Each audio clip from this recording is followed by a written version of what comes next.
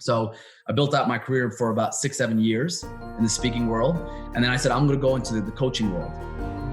I'm going to put my certification with Tony Robbins to use. And I'm going to train people to get that transformational mindset, but also break through with their business, because I understand business, at least in the knowledge industry, right? And I did that, and the rest was history. Clients have generated millions of dollars. For some, it's hundreds of thousands of dollars. They're learning how to live life on their terms, becoming successful, impacting lives. And now I'm at an interesting stage where I feel like I've maxed out, as my good friend Ed Milet would say. I've maxed out in the coaching space. I've done everything that I could. I've invested $500,000 within the industry within the last 3 years alone. And I've given my clients the goods into making sure they build a profitable and mission-driven, impact-driven personal brand and business, online business. But the path towards wealth, if we're building generational wealth, there are 3 stages: make money, keep money, grow money. What's beautiful about the speaking, coaching, knowledge-based industry, it's a great way to make money, right? You can live a lifestyle business and it's very fulfilling. But what I found in the coaching space is many people make a lot of money, but they don't know how to keep or grow that money properly, unless they have some experience in real estate or financial services or in stocks or, like that type of entrepreneurship.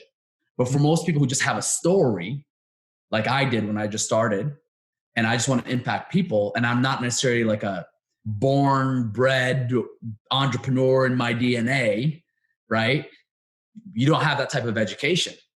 No. They don't teach you how money works. They teach you marketing and sales, but they don't teach you how money works, how to keep that money, how to protect it from taxes. And in America, we have a shit ton, a lot of taxes here, especially when you start making money, right? And they don't teach you how to invest that money, because when it comes to a business model, there are really 2 ways that you can do it. You can trade your time for money or build your team for money, or you can make money work for you, put your money to work, right? And so what I've noticed is there's this huge, especially with what's going on with the pandemic and the lockdowns. I know you're in Australia. In America, the middle class is going to be eaten alive. I've bailed out 3 of my family members who have kids, right? And they're done. And if it wasn't for, I'm the wealthiest person in my family. That's a good and a bad thing. Yeah. The good thing is I could support people because I was smart with my money. The bad thing is I'm giving them the fish. I'm not teaching them how to fish. Yeah.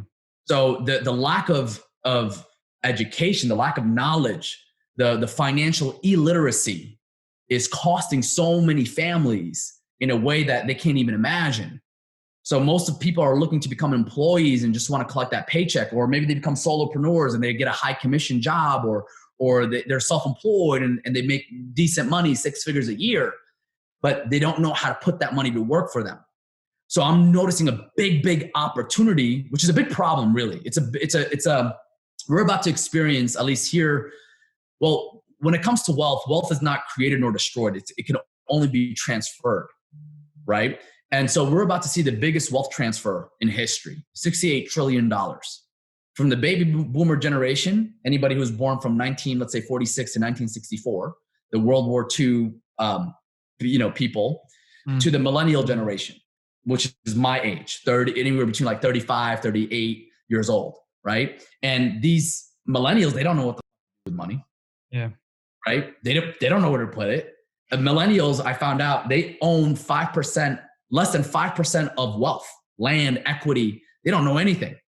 Right? So I'm like, holy shit, this is going to affect everybody. And when you lock down, regardless of what your belief system, whether you believe it's real, COVID is real, the pandemic is justified, yada, yada, yada, any of that stuff, I'm not going to get political here.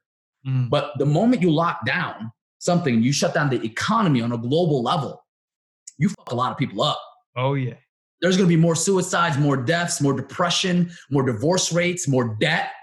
People are going to be enslaved. You're shifting the fabric of human consciousness, because now you're affecting so many people. So for me now, success, to answer your question, now this is a long-winded thing. Like all you got to do is ask one question and I go, bro. That's I found my calling as a speaker, right?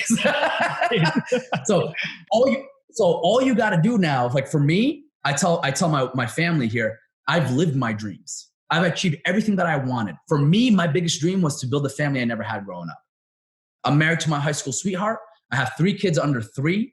I have a daughter who's almost 3 years old, and I have a boy and girl twin, right? They're amazing, Taj and Amira and Kaya. And like, I just wanted to break the cycle of wounding the curse, the generational curse of emotional immaturity that was passed on from generation to generation. And I wanted to be the father and the mother that I needed to have, right? So that I could pass on and make sure that my children have a better example, so that they know, hey, regardless of what you grew up with, you can defy the odds and no one is going to come and save your ass.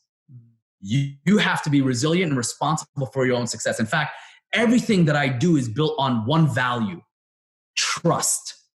And trust for me, for my family, and for my companies, for my businesses, for my team, is based on 5 pillars, and it's surrounded in a circle. The top one is transparency. The next one is responsibility, then understanding, then service that leads to transformation, right? So the ultimate goal is, as you build that trust, because you're building generational wealth, and in order to build wealth, you need that trust. Think about all the families that have been wounded, that can't trust their father, their mother, their aunt, their uncle. Think about when you get to a point in your life and you have, let's say, millions in assets, and you start to do estate planning and you figure out what your will is going to be and who's going to have some people can't even trust their own family members, their own blood. Think about the pain. So wealth without love means shit. Love without wealth means nothing.